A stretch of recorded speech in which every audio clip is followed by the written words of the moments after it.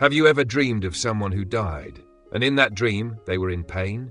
Not smiling, not peaceful, just suffering, silently. You wake up, your chest is tight, and even though they're gone, it feels like they're still asking you for something.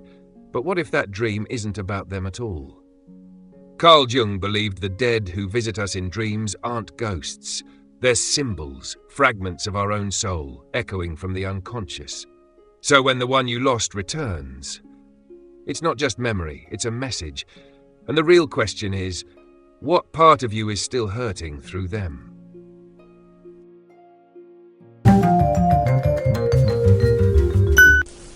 The dream that didn't let go. I used to think dreams were just random static, echoes of stress, memory, or fantasy. That was before that dream. It began like nothing special, a grey room, dim light, and silence pressing down on everything. Then I saw him, my father, sitting in the corner, not looking at me, not smiling. He was hunched over, holding his stomach, face twisted in quiet agony. No words, no sound, just pain. I tried to speak, I couldn't. I tried to reach him. I couldn't move. The worst part, he wasn't dying. He had already died, years ago. I woke up gasping, soaked in sweat. I brushed it off.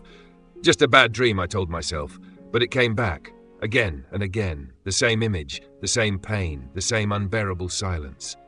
I started to wonder, what if he wasn't the one suffering? What if I had projected my own unhealed pain onto his image? Because that was the only way my unconscious could get me to look. Carl Jung once wrote, "What we do not make conscious appears in our life as fate." And that was the moment it hit me. The dream wasn't about him. It was about me, my guilt, my regret, the grief I never let speak, the words I never said, the part of me that never stopped asking, did I do enough before he left? And maybe, just maybe, he keeps showing up in pain, because deep down I still am. Days passed. I told no one about the dream. I buried it, like I buried everything I never said to Father when Father was alive. We hadn't parted on bad terms, but we hadn't parted cleanly either. There were words I should have said, regrets I swallowed, and expectations I never fulfilled. And yet here Father was, returning not as a memory, but as pain. That's when I started reading Jung more deeply.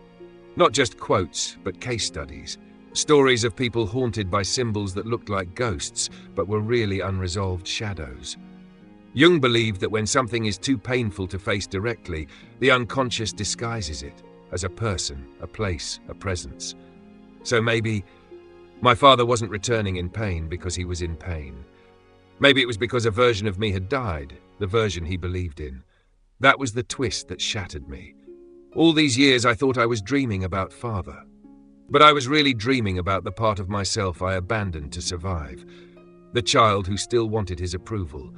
The son who still carried his silence like a second skin. And when the real world got too loud, that child sent the dream to remind me, you never let him speak, because you're still afraid of what he might say. Not out of judgment, but out of truth. So here's what I ask you. When the dead visit your dreams, what are they trying to say that you've been too afraid to hear? One night I tried something different. Instead of running from the dream, I walked into it. I closed my eyes and let the image come, my father in the corner in pain. But this time I didn't reach for him. I looked around, and something was different. There was a mirror, just behind where he sat. And in that mirror, it wasn't him I saw. It was me. Not as I am now, but as I was then, younger, smaller, afraid. The twist hit like lightning. The man in pain was always me. Jung wrote about this. He called it projection. Until you own your shadow, you will meet it in the faces of others. I had projected my inner wound, the part of me that never felt enough, onto the image of my father, because it was safer to believe he was hurting than to admit that I never healed. Safer to feel haunted than to feel hollow. The father in my dream, the pain, the silence, the stillness, was a mirror I had refused to look into. Because I feared what it would reveal. Not condemnation, not punishment, just truth. That I had lived so long carrying his shadow that I forgot what my own soul looked like. In that moment I didn't cry. I didn't run. I just stood there in the dream and whispered, "I see you now."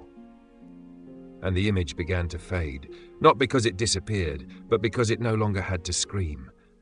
So I'll ask you this. What reflection have you been mistaking for someone else's ghost? They say healing begins when you tell the truth. But no one tells you that the hardest truth is not to others, it's to yourself. I thought I had accepted his death. I went to the funeral, I gave the eulogy, I held everyone else together, but in doing that, I never grieved. And grief unspoken doesn't vanish. It buries itself inside the soul and waits until a dream cracks the ground open.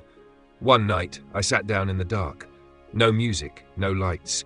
I whispered into the silence, "I'm sorry, Dad, I thought I had more time." And the most unexpected thing happened. I cried. Not a quiet tear. I wept from the part of me I didn't know was still alive. That's when the twist revealed itself. The pain wasn't just about losing him. It was about losing the part of me that believed I could still become the man he saw in me. And here's what Jung would say. That was the birthplace of individuation. The moment when you stop living under someone's image and start becoming your own whole self. Not to erase them, but to finally carry their essence forward as strength, not shame. That night, I didn't dream of him. For the first time in years, I dreamed of a light behind a door, and maybe that was his way of saying, now you're ready. Not to forget, but to live. So the question is, what truth are you still afraid to speak, even if no one else hears it but your soul? People ask me if I still dream about him. I don't, not in the same way. He no longer appears hunched in pain, no longer silent. Now, it's just a presence, a warmth, a stillness that doesn't demand anything from me.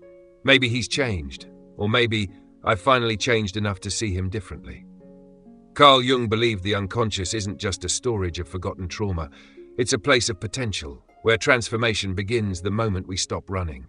The father in my dreams didn't come to haunt me. He came to awaken me.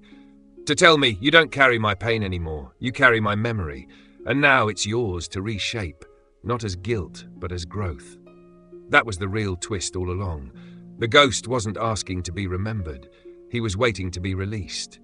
And by releasing him, I released a part of myself I didn't know was still trapped in that final goodbye.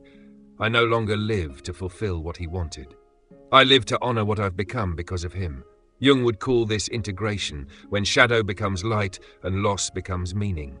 I still miss him, but I no longer ache, and when silence falls now, it doesn't hurt, it listens. So let me leave you with this.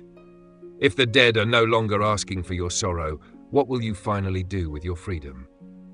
What if the ones we lose never truly leave? Not as spirits in the sky, but as echoes in the architecture of our minds, pieces of memory and meaning that resurface not to haunt us, but to help us evolve. Maybe the pain we see in them is the pain we've hidden from ourselves. And maybe, just maybe, the dead return in dreams not because they are lost, but because we are. So when they appear, silent, broken, or watching, the question is not what do they want? The real question is, what part of you still hasn't come back from the goodbye? If this journey into the depths of the human psyche stirred something within you, don't let it end here. Subscribe to Carl Jung Mysteries and tap the notification bell so you never miss a revelation. Every week we uncover more hidden truths about your mind, your soul, and the strange world you live in. This isn't just a channel, it's an awakening. And you're part of it now.